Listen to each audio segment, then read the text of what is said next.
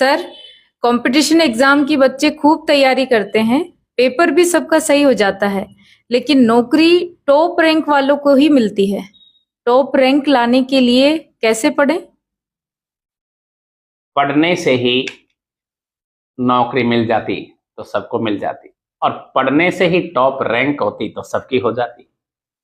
Top rank के लिए strategy चाहिए, और इस स्ट्रेटेजी का एक फार्मूला है।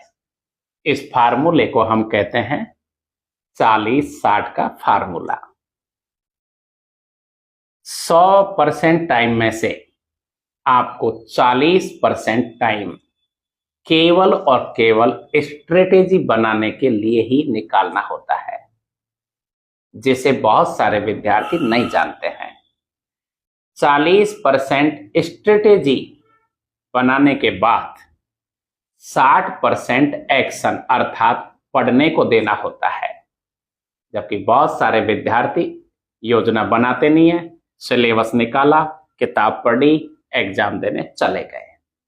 अब इस फार्मूले को कैसे अपनाओगे तो फिर अगली एग्जाम में आप भी टॉप रैंक ला सकते हो। तो 40% में आप क्या करोगे? सबसे पहले कोई भी जो एग्जाम है जिसका आप फॉर्म अप्लाई कर रहे हो, चाहे वो यूपीएससी की है, चाहे वो आरपीएससी की है या अदर बोर्ड की भी है, एग्जाम का एक निश्चित सिलेबस जो आपको मिलता है वो सबको मिलता है।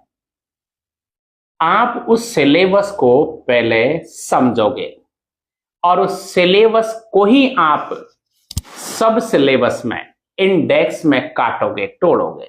उस सिलेबस की पढ़ाई करो कम से कम 10-20 दिन तक। उस सिलेबस को आप इतना याद कर लो कि कंप्लीट दिमाग में बैठ जाए। उसके बाद अब जो एग्जाम होने वाली है उसका नेचर क्या है, एग्जाम किस रीति से अब तक होती गई है, सवाल कैसे पूछे जाते रहे हैं, इसकी योजना बनाओ। और ये बनाने के बाद अब आप किताब खरीदोगे मार्केट से, जिसमें टेक्स्ट बुक्स और एनसीईआरटी होगी, रेफरेंस बुक होगी, और कम से कम इतनी बार पढ़ो इन टेक्स्ट बुक को, एनसीईआरटी को, कि किताब का हर पेज की हर लाइन आपके दिमाग में छप जाए।